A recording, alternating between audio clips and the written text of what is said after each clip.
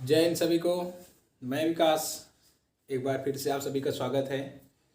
कल हमने बात की थी प्रायद्वीपीय नदियों में हमने बात की थी पश्चिम की ओर बहने वाली नदियों में या अरब सागर में गिरने वाली नदियाँ। उनमें हमने बात की थी सर्वप्रथम नर्मदा नदी, ताप्ती व माही नदी के बारे में हमने बात कर लिया था। चलिए थोड़ा सा रिवीजन करेंगे, उसके बाद आगे की ओर बढ़ेंगे। आज हम आगे बढ़ने वाले हैं मांडवी, जुआरी, शरावती। हो सकेगा तो आज ये सब नदी हम लोग ख़त्म कर लेंगे। उसके बाद कल आ जाएंगे पूर्व की ओर बहने वाली नदियों में। चलिए थोड़ा सा रिवीजन करेंगे, उसके बाद आगे बढ़ेंगे। सर्वप्रथम हमने नर्मदा नदी की बात की थी। एक चीज़ याद आ गई, कल 2 क्वेश्चन हमने किए थे।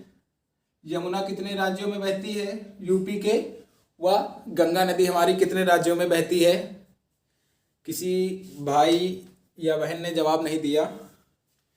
एक बहन ने जवाब दिया था यमुना का 19 जिलों में बहती है यूपी के।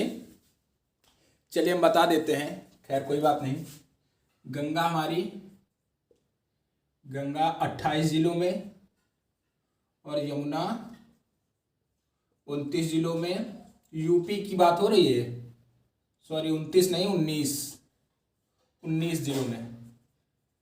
ये आप लोग याद रखिएगा, 19 जिलों में यूपी के 19 जिलों में बहती है। किसी ने इसका जवाब नहीं दिया था। चलिए आज आ जाते हैं अपने टॉपिक पे। थोड़ा सा रिवीजन करेंगे, उसके बाद आगे बढ़ेंगे। हमने बात की सर्वप्रथम नर्मदा नदी की। नर्मदा नदी का उद्गम हमने आपको बताया मैकालू पर्वत एमपी में अमरकंटक की पहाड़ियों से इसका उद्गम होता है। सरदार सरोवर बांध, सरदार सरोवर परियोजना इसी नदी पर स्थित है। उसके बाद हमने धुआंधार जलप्रपात, सहस्त्रधारा जलप्रपात और एक कौन सा था आप बताइएगा, कपिल धारा जलप्रपात। ये सब जलप्रपात हमने पढ़ लिए थे। किस नदी पे स्थित है? नर्मदा नदी पे। कौन कौन से? धुआंधार जलप्रपात पहला हमारा, उसके बाद हमारा सहस्त्रधारा जलप्रपात दूसरा, उसके बाद तीसरा हमारा कौन सा होगा? कपिल धारा जलप्रपात। प्लस इसमें सरदार सरोवर बांध भी स्थित है हमारी नर्मदा नदी पर। नर्मदा नदी का उद्गम भी हमने आपको बताया मैकालू पर्वत कहाँ पे स्थित है? एमपी में। एमपी के मैकालू पर्वत के अमरकंटक की पहाड़ियों से हमारी नर्मदा नदी का उद्गम। व भद्रोज, क्या भद्रोज गुजरात के निकट यह अरब सागर में गिर जाती है। यह अपने मुख पे ज्वरनद का निर्माण करती है। ये सब बातें हमने कल की थी। चलिए ये तो हो गई हमारी नर्मदा नदी। और इसमें 1-2 बातें हमने आपको और बताई थी। यह सतपुड़ा व विंध्य पर्वत श्रेणी के मध्य प्रवाहित होती है हमारी नर्मदा नदी। जैसे इसमें क्वेश्चन एक आएगा हमारा बन सकता है भ्रंश घाटी में प्रवाहित होने वाली नदी कौन सी? हमने बात की कौन सी भ्रंश घाटी में प्रवाहित होने वाली नदियों में हमने बात की नर्मदा नदी। यह भ्रंश घाटी में बहती है। यह प्रायद्वीपीय पठार के विपरीत बहती है। भ्रंश घाटी में बहने का मतलब प्रायद्वीपीय पठार के विपरीत यह नदी बहती है। पश्चिम की ओर बहने वाली नदियों में हमने जाना सबसे लंबी नदी हमारी कौन सी है? ये नर्मदा नदी है। चलिए थोड़ा रिवीजन हो गया। अगली रिवीजन कर लेते हैं हम लोग ताप्ती का। कौन कौन सी नदियां कल हमने पढ़ ली थी? ताप्ती, नर्मदा व माही। ताप्ती की बात करते हैं। एमपी के बैतूल झील बात की थी हमने। ताप्ती का उद्गम स्थल एमपी के बैतूल झील के मुल्तई नामक स्थान से हमारी ताप्ती नदी का उद्गम होता है। पश्चिम की ओर बहने वाली नदियों में दूसरी सबसे लंबी नदी हमारी ताप्ती नदी है। और हमने एक इसमें महत्वपूर्ण बात की थी, एमपी, महाराष्ट्र व गुजरात में हमारी कौन सी 2 नदियां प्रवाहित होती हैं, इसीलिए इनको जुड़वा नदियां कह सकते हैं। कौन कौन सी? नर्मदा व ताप्ती। कौन कौन से 3 राज्य होंगे हमारे? एमपी, गुजरात व महाराष्ट्र। एमपी का मतलब आप लोग समझ रहे होंगे मध्य प्रदेश। ये कल बात हमने कर ली थी। ये हो गई हमारी ताप्ती नदी की बात। और ताप्ती पे ही हमने पढ़ा था क्या, एक बांध हमने आपको 2 बताए थे ताप्ती नदी पे, याद होगा सबको। कौन से 2 बांध थे? एक उकाई कहाँ पे स्थित है? गुजरात में। और एक हमारा काकरा बांध है, काकरा बांध गुजरात पे स्थित है। और हमने ताप्ती नदी पे एक बात की थी, सूरत व नेपा नगर को अखबारी कागज के लिए फेमस है ये नेपा नगर, याद रखिएगा। किसके? अखबारी कागज के लिए हमारा नेपा नगर जाना जाता है। और सूरत, ये तीनों ताप्ती नदी के तट पर स्थित हैं। इसी में हमने बात की थी, एक हमारा गोरखपुर है, इंपॉर्टेंट है, राप्ती नदी के तट पर है, याद रखिएगा आप। चलिए आप बताइएगा, धुआंधार जलप्रपात इंपॉर्टेंट है, इसको याद रखिएगा, नर्मदा नदी होगा। अगला हमारा सरदार सरोवर बांध नर्मदा नदी पर ही होगा, याद रखिएगा इसको। और उसके बाद हमने बात की थी माही नदी की बात की थी। एमपी के मेहत झील से उत्पत्ति होती है हमारी माही नदी की। उसके बाद हमने बात की है ग्रेट बाउंड्री थ्रस्ट में बहती हुई खंभात की खाड़ी में गिर जाती है। ये बातें हमने कल कर ली थी माही नदी में। और 3 राज्यों में हमने आपको बता ही दी थी, एमपी, राजस्थान और तीसरा होगा हमारा गुजरात में हमारी माही नदी प्रवाहित होती है। एक हमने आपको बताया था भीलों की गंगा, बात की थी हमने कल, कौन सा? भीलों की गंगा या आदिवासियों की गंगा कौन सी नदी को कहते हैं? चलिए आप बताइएगा हमें, यदि आपने रिवीजन किया होगा तो याद होगा। चलिए कर लेते हैं इसी वक्त। भीलों की गंगा या आदिवासियों की गंगा कौन सी नदी को कहा जाता है? हमारी माही नदी को क्वेश्चन बन सकता है। चलिए अब आगे बात करते हैं। आज आगे बात करेंगे हम लोग मांडवी नदी की। कौन सी? मांडवी नदी की। चलिए शुरू करते हैं। आज होगा हमारा प्रायद्वीपीय नदियों में मांडवी नदी। कौन सी? मांडवी नदी। गोवा की जीवन रेखा याद आ रहा होगा, गोवा की जीवन रेखा हमारा मांडवी नदी। एक दूध सागर जलप्रपात, इसे दूध सागर जलप्रपात क्यों कहते हैं ये भी याद होगा, क्योंकि ये जब ये पहाड़ों या ऐसे गिरता है तो इसका जो पानी होता है वो दूध की तरह चमकता है, इसीलिए इसे क्या कहा जाता है? दूध सागर जलप्रपात। और गोवा की गंगा भी हम किसे कहेंगे? मांडवी नदी को। दूध सागर जलप्रपात, ये इसकी ऊंचाई या गहराई 310 मीटर कर्नाटक व गोवा के मध्य है दूध सागर जलप्रपात हमारा। आगे बात करेंगे इसमें, एक अलग टॉपिक में जलप्रपात पूरा उसमें कवर करेंगे। ये हो गई। चलिए अब मांडवी नदी की बात करते हैं। मांडवी की उत्पत्ति आपको हम बता देते हैं। ये कर्नाटक के बेलगांव जिले या कर्नाटक के बेलगांव जिले के जम्बोती कौन सा लिख देते हैं? जम्बोती घाट। उत्पत्ति, मांडवी नदी की उत्पत्ति जम्बोती घाट, मांडवी नदी की उत्पत्ति जम्बोती घाट। अगला पॉइंट हम इसमें लिखते हैं, यह नदी। चलिए हम पूरा पॉइंट आपको बोल देंगे, लेकिन इसमें हम लिखेंगे शॉर्ट, जिससे हमसे हो सकता है। जिस तरह जो शॉर्ट बनेगा वो बनाएंगे, नहीं बनेगा तो आप लिखिएगा पूरा। गोवा की जीवन रेखा, गोवा की जीवन रेखा इसे कहते हैं। गोवा की जीवन रेखा हमारी मांडवी नदी हो गया। चलिए अगला पॉइंट इसी में लिखते हैं हम। निकलती कहाँ की उत्पत्ति? हमने जम्बोती घाट, कर्नाटक का बेलगांव जिला। अब ये तो गोवा की जीवन रेखा कहते हैं, तो ये तो सबको पता होगा कि यह नदी गोवा में बहती है, इसे लिखने की कोई ज़रूरत है नहीं। अगर आप लिखना चाहते हो लिख लीजिएगा। चलिए इस पे लिखते हैं, गोवा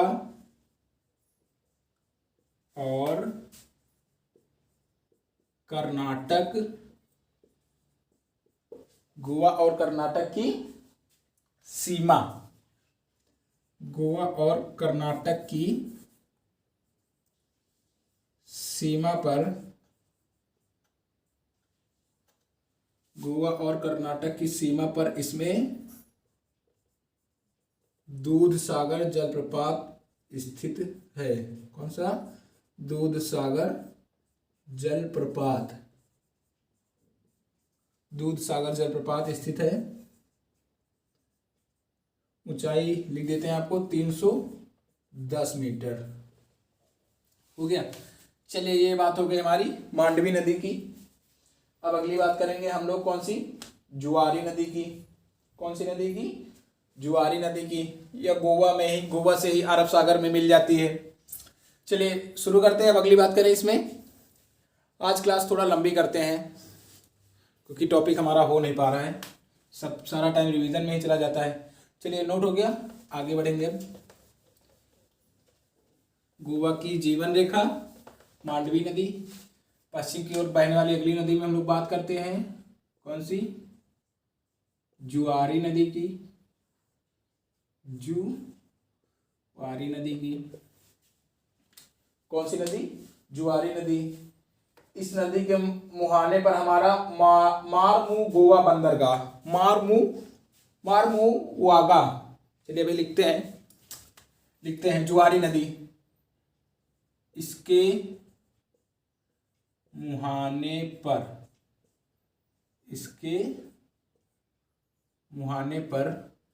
हमारा मारमू गोवा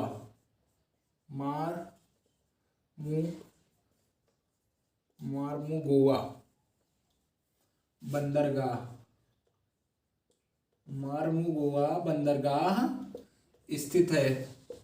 मारमू गोवा बंदरगाह स्थित है हमारी जुआरी नदी पे। ये पहला पॉइंट हो गया इसमें। चलिए अगला बताते हैं हम आपको। इसमें इस नदी पर राष्ट्रीय राजमार्ग N11, इसमें राष्ट्रीय राजमार्ग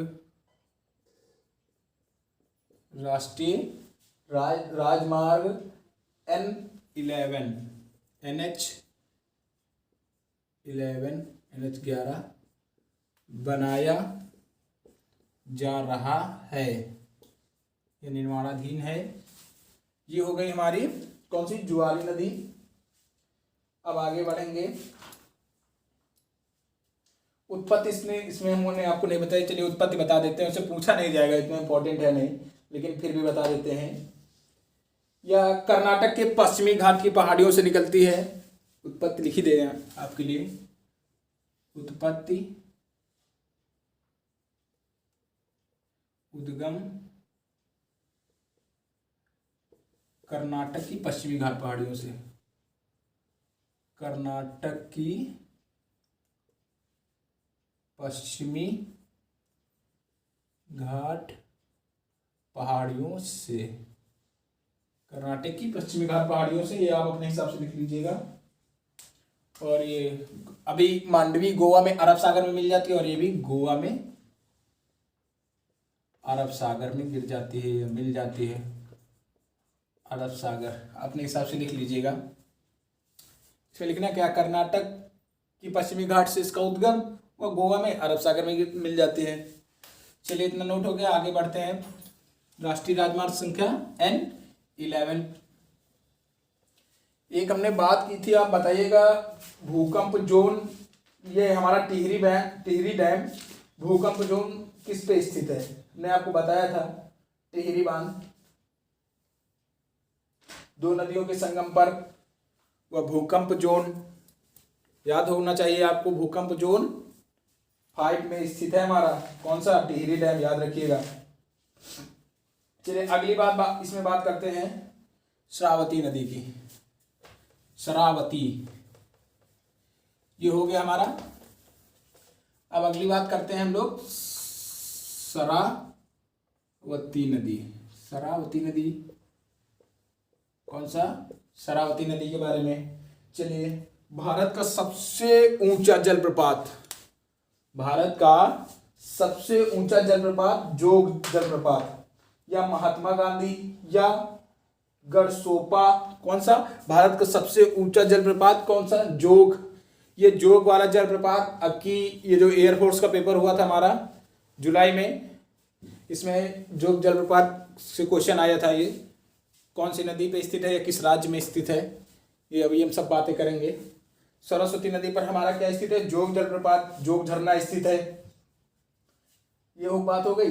इसकी ऊंचाई हमने आपको बताई 253 मीटर। और अभी इसके पहले हमने बात की थी दूध सागर जलप्रपात, उसकी हमने कितनी बताई, 310 मीटर। भारत का सबसे ऊंचा जलप्रपात जोग झरना जिसे हम कहते हैं, कर्नाटक में स्थित है। क्या क्या है इसमें, इसे महात्मा गांधी गढ़सोप्पो ये भी कहते हैं। चलिए अब हम इसमें बात करते हैं श्रावती नदी की उद्गम। सर्वप्रथम बात करते हैं उद्गम की। कर्नाटक का शिमोगा जिला, कर्नाटक का शिमोगा जिला के अम्बु तीरथ नामक स्थान से, शिमोगा जिला के अम्बु तीरथ, कौन सा, अम्बु तीरथ नामक स्थान से, अम्बु तीरथ नामक स्थान से उत्पत्ति होती है हमारी श्रावती नदी की। ये हो गई। अगली बात हम इसमें लिखते हैं श्रावती नदी पे, और अरब सागर में गिरने वाली नदियों के बारे में हम बात ही कर रहे हैं, या भी अरब सागर में गिर जाती है। चलिए अगली बात इसमें हम करते हैं भारत का सबसे ऊंचा जलप्रपात। भारत का सबसे ऊंचा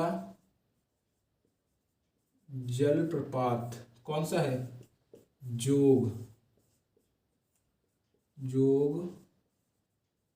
जलप्रपात, या महात्मा गांधी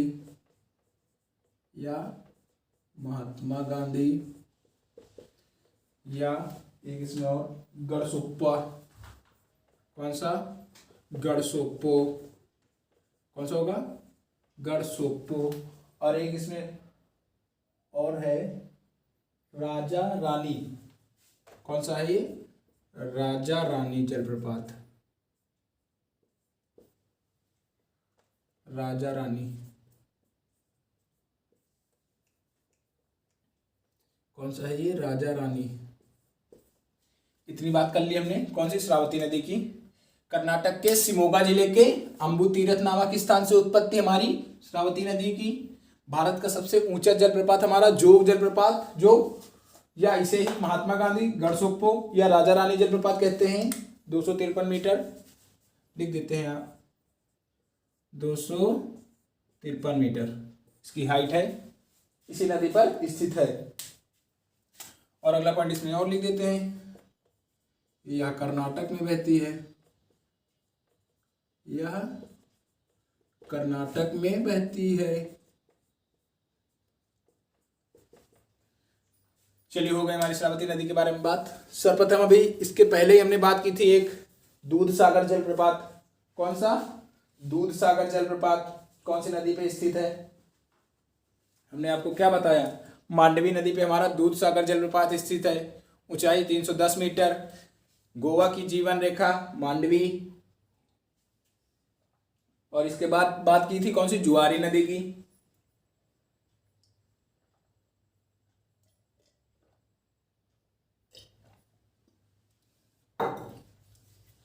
कौन सी, जुआरी नदी की। NH11 राष्ट्रीय राजमार्ग हमारा जुआरी नदी पे बनाया जा रहा है। उसके बाद हमने मारमुगोवा बंदरगाह हमारा जुआरी नदी पे ही स्थित है। चलिए अब आगे बढ़ते हैं, बात हो गई हमारी श्रावती नदी की। चलिए अब तेजी से आगे बढ़ेंगे, अगली बात करते हैं हम। अगली बात कौन सी नदी की करेंगे, पेरियार, कौन सी, पेरियार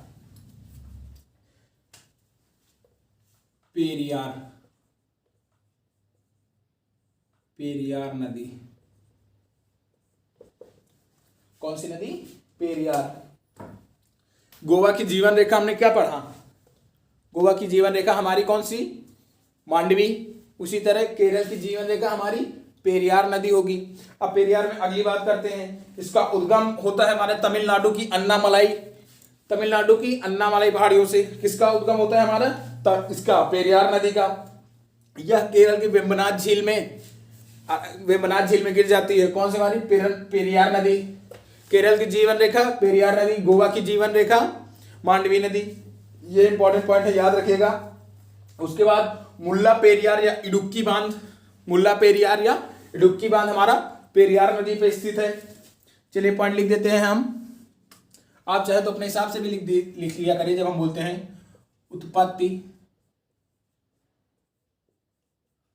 तमिलनाडु की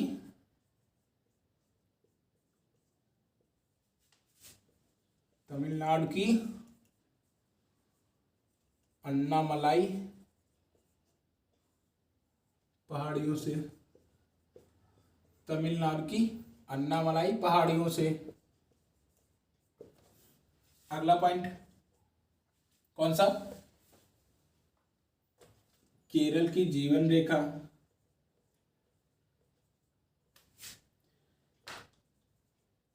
केरल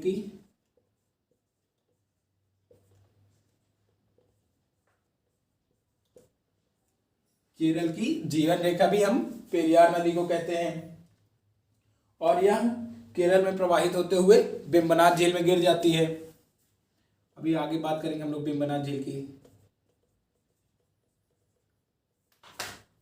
वेम्बनाड कौन सी झील है ये, वेम्बनाड।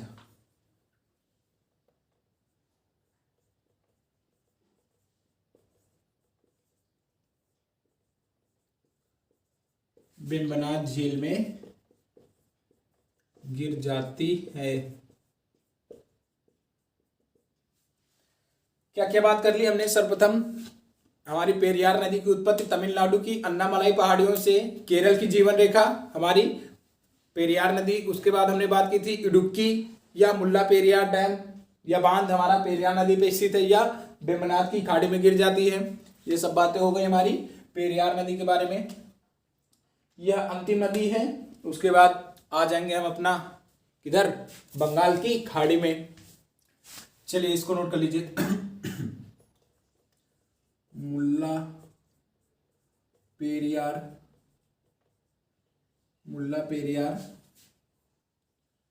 और इडुक्की बांध इसी पे स्थित है, इसी पे स्थित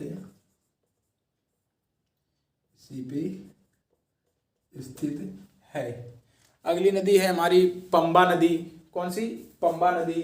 या केरल की पहाड़ियों से इसका उद्गम होता है। इसको लिखेंगे नहीं, आप अपनी जानकारी के लिए बता दे रहे हैं। इसका उद्गम कौन सी, पंबा नदी का उद्गम हमारा केरल की पहाड़ियों से होता है और यह केरल में प्रवाहित होते हुए पंबा नदी में गिर जाती है। उतना इंपॉर्टेंट है नहीं, पूछा नहीं जाएगा। हो गई हमारा, लिख दिया हमने केरल की जीवन रेखा। और केरल की सबसे लंबी नदी भी हमारी, केरल की जीवन रेखा कही जा रही है तो इसको भी लिख देते हैं। चलिए, केरल की सबसे लंबी नदी। 2 मिनट का समय दीजिएगा।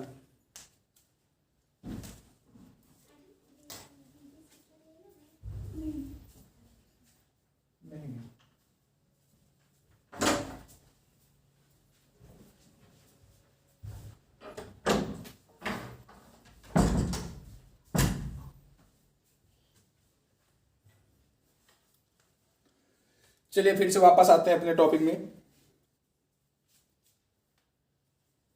बात हो गई हमारी पेरियार नदी की उत्पत्ति तमिलनाडु की अन्नामलाई पहाड़ियों से, केरल की जीवन रेखा, केरल की सबसे लंबी नदी वेम्बनाड झील में गिरती है, मुल्ला पेरियार या इडुक्की बांध इसी पर स्थित है। चलिए इतना बना लीजिए। फिर आ जाते हैं हम लोग अब पूर्व की ओर बहने वाली नदियों में। धुआंधार तरीके से पढ़ेंगे और फिर हो सकेगा तो इसको एंड करेंगे। चलिए एक पॉइंट लिख देते हैं आप लोग के लिए। क्वेश्चन रहेगा, वो क्वेश्चन रहेगा, आप उसका आंसर हमें कमेंट बॉक्स में दीजिएगा। कल हम आपको उसका आंसर बता देंगे। अगर आप देते हैं तो बहुत अच्छी बात है, आपको आता है तो। नहीं आता है तो आंसर ढूंढेंगे, मिलेगा। चलिए अब बात करते हैं, हम लोग बात कर ली है पश्चिम की ओर बहने वाली नदियों में। अब बात करेंगे पूर्व की ओर बहने वाली नदियों की। इसकी पूर्व की ओर बहने वाली नदियों में, पूर्व की ओर बहने वाली नदियों में हमने लिख दिया था पहले ही दिन अलग अलग करके। अब उसमें सर्वप्रथम कौन कौन सी थी है, जैसे हमने दामोदर, स्वर्णरेखा, वैतरणी, कौन कौन सी, दामोदर, स्वर्णरेखा, वैतरणी, ब्राह्मणी, गोदावरी, कौन सी, ब्राह्मणी, गोदावरी, ब्राह्मणी, गोदावरी, कृष्णा, कौन सी, कृष्णा, पेन्नार, कावेरी, इन सब नदियों के बारे में पढ़ेंगे। चलिए फिर आज शुरू करते हैं। सर्वप्रथम बात करते हैं हम लोग दामोदर नदी की, फिर आगे बढ़ेंगे। अब हम बात कर रहे हैं बंगाल की खाड़ी में गिरने वाली नदियों की, और उसमें सर्वप्रथम बात करेंगे हम दामोदर नदी की। किसकी, दामोदर की। चलिए फिर शुरू करते हैं।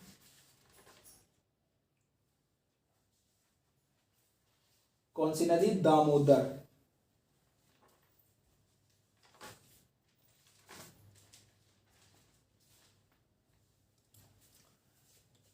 हेडिंग डाल देते हैं, बंगाल की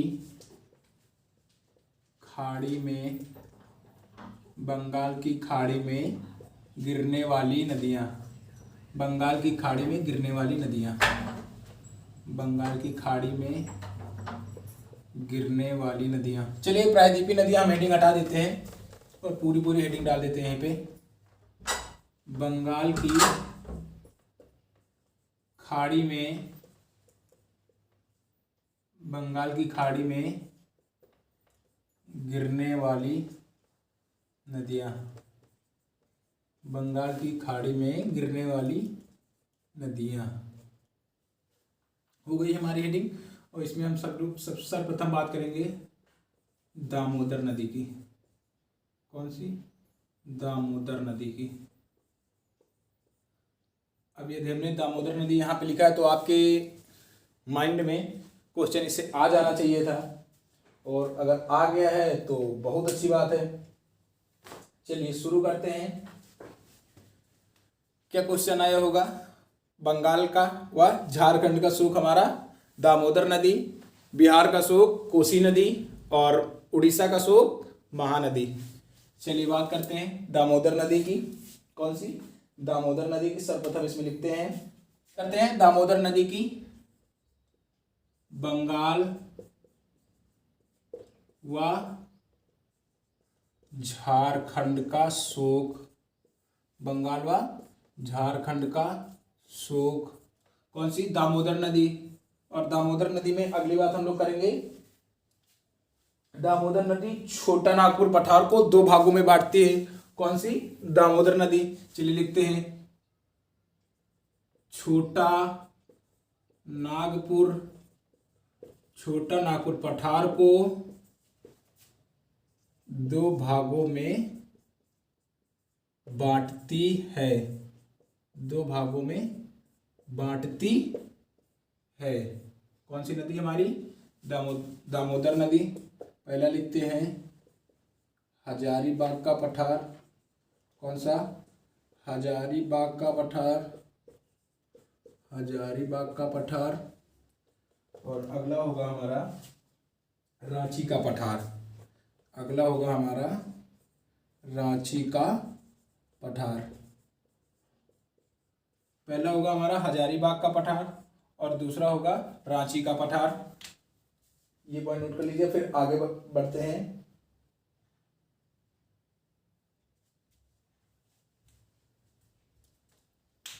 अगला पॉइंट थोड़ा लंबा होगा। इसके क्षेत्र में विटामिनस कोयले की अधिकता पाई जाती है, इसीलिए इसे भारत के रोहर प्रदेश का निर्माण करती है। भारत का रोहर प्रदेश हमारा कौन सा, विटामिनस कोयले के भंडार प्रचुर मात्रा में इसमें उपलब्ध है, इसलिए इसे भारत की रोहर घाटी के नाम से जाना जाता है दामोदर नदी को।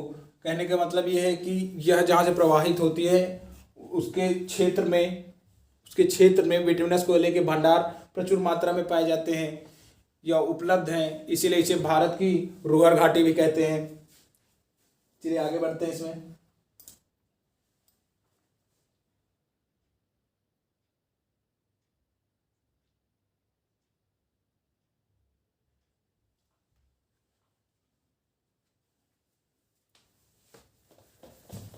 एक हमने बात की थी हुगली की सहायक में, याद आ रहा होगा आपको। अब बंगाल व झारखंड का शोक, छोटा नागपुर पठार को दो भागों में, हजारीबाग का पठार व रांची का पठार।